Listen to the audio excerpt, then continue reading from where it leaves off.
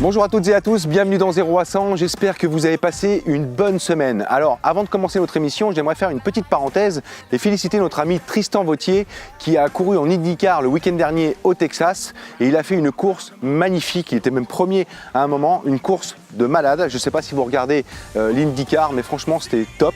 Il a remplacé Sébastien Bourdais qui est actuellement en convalescence, on lui souhaite bon rétablissement justement. Et Tristan, franchement super. Allez, on referme cette parenthèse et on vous présente aujourd'hui le Mazda CX-5.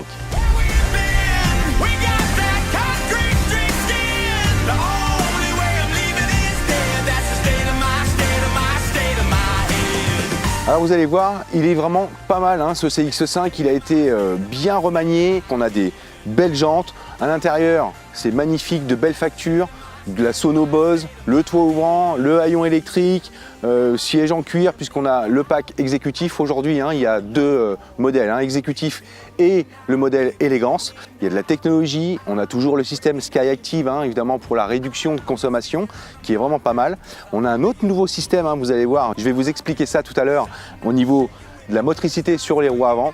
Bref, bourré de technologie, magnifique, super agréable à conduire. Allez, c'est parti.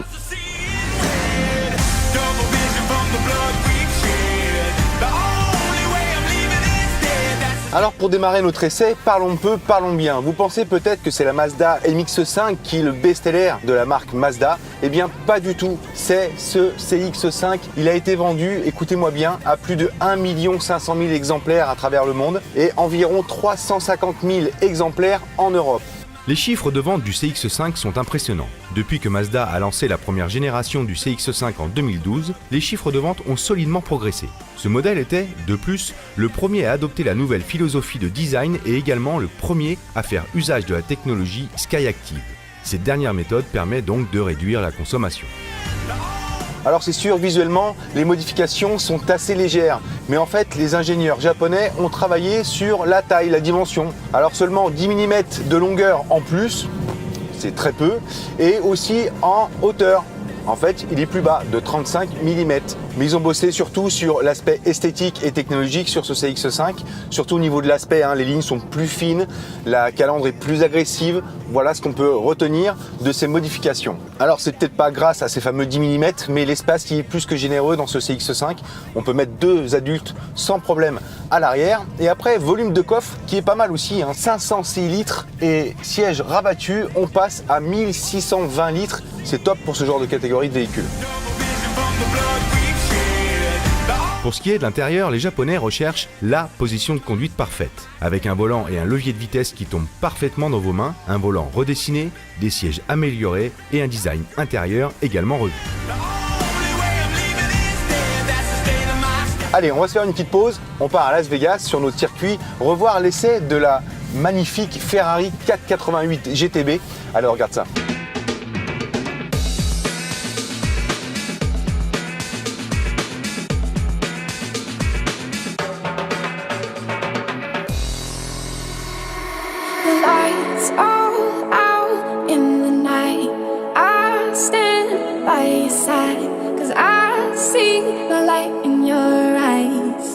Je vous présente aujourd'hui la Ferrari 488 GTB. Alors, GTB, ça veut dire Gran Turismo Berlinetta. C'est un peu long, donc ça ne vous dérange pas, on va rester sur GTB. Ça faisait très longtemps que Ferrari n'avait pas sorti ce genre de motorisation sur ses modèles, depuis la F40 même. C'est un V8 biturbo de 3,9 litres en position centrale arrière, développant 670 chevaux. Vous avez bien entendu, c'est une folie.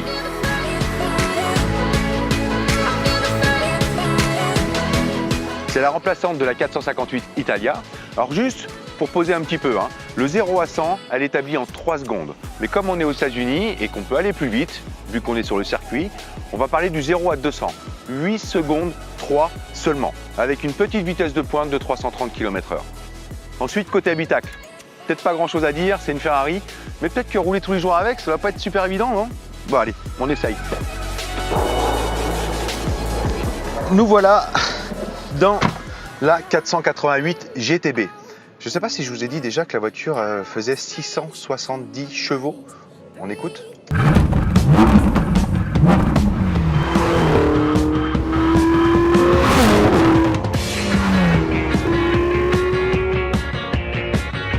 Ce modèle est censé être la remplaçante de la 458 que vous avez vue la semaine dernière. Même si au premier abord, elle lui ressemble, elle n'utilise que 15% des éléments de cette dernière. Et je pensais pas, mais la GTB est plus longue de 4 cm et plus large de 1 cm.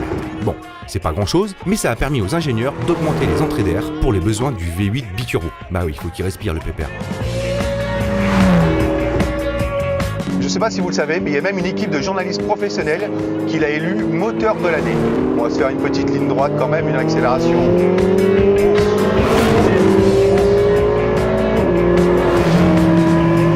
Waouh! Incroyable. Au niveau ergonomie, on a tout sur le volant. Tout est accessible, tout est facile d'utilisation. C'est normal, on fait tout pour qu'on puisse garder justement les deux mains sur le volant.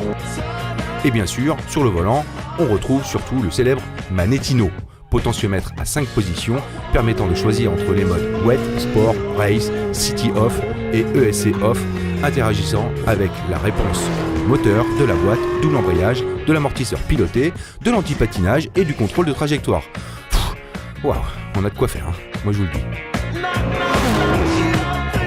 Cette 488 GTB est plus docile que la 458 à basse vitesse. On pourrait penser qu'elle a moins de caractère, mais ce n'est qu'un leurre. C'est même appréciable et ça prouve que ce que je vous disais plus haut, bah c'est faux. On peut rouler tous les jours avec. Ah oui, excepté pour les manœuvres, comme toutes les voitures de ce nom, on n'y voit rien dans cette lunette arrière, mais bon, c'est plutôt sur piste que Ferrari surprend.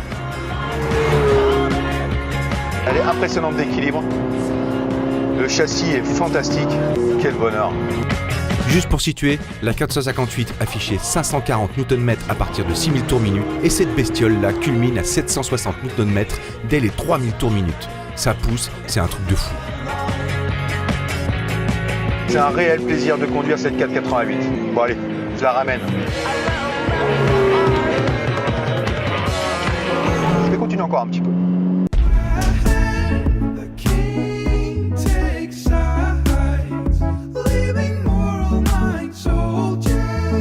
De retour au volant de cette Mazda CX-5, notre véhicule d'essai du jour. Alors il faut savoir aussi que Mazda a écouté les demandes de ses clients qui souhaitaient avoir un haillon électrique. Je pense que c'était assez nécessaire pour ce genre de véhicule assez haut de gamme, puisqu'en plus aujourd'hui on dispose du modèle exécutif, c'est le haut de gamme. Alors on a le modèle élégance et le modèle exécutif comme celui-là, intérieur cuir. Toute option. On a même la vue tête haute là, je trouve ça génial, c'est super bien fait. On a même carrément l'impression que le compteur est dehors. Les ingénieurs ont aussi travaillé sur la réduction de bruit et de vibration. Ils sont même allés jusqu'à cacher les essuie-glaces sous le capot. L'amortissement est aussi plus ferme que sur les autres Mazda, mais pas inconfortable. Et justement, il fournit une belle dynamique de conduite.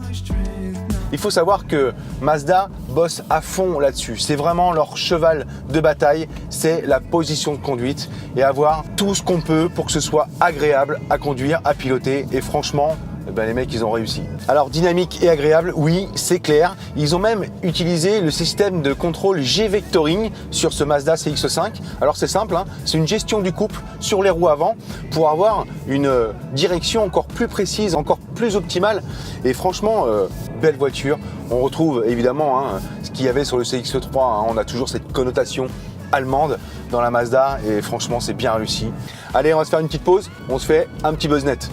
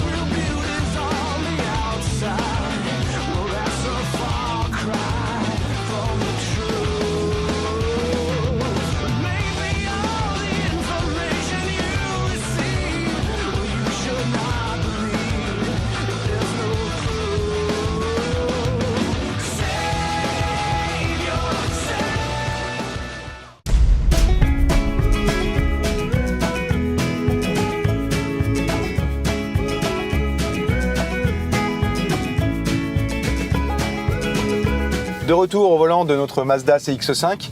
Alors aujourd'hui, on dispose, nous, pour notre modèle d'essai, comme je vous l'ai dit, du modèle pack exécutif, donc le haut de gamme de la marque, avec une motorisation assez sympa. 2,5 litres, 188 chevaux, c'est pas mal, couplé à une boîte auto à 6 rapports.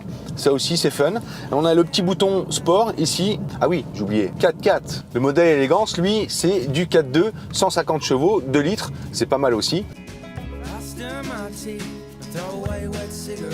Alors on va parler aussi tarif pour ce modèle pack exécutif. Il vous en coûtera quand même 5 890 000 francs, un petit peu moins cher, aux alentours de 5 millions pour le modèle élégance. Voilà, tout est dit pour ce Mazda CX-5. Notre émission se termine. Je vous souhaite une très très bonne semaine. Encore une fois, soyez prudents sur la route et on se retrouve dimanche prochain à la même heure, 17h15 sur TNTV. Bye bye.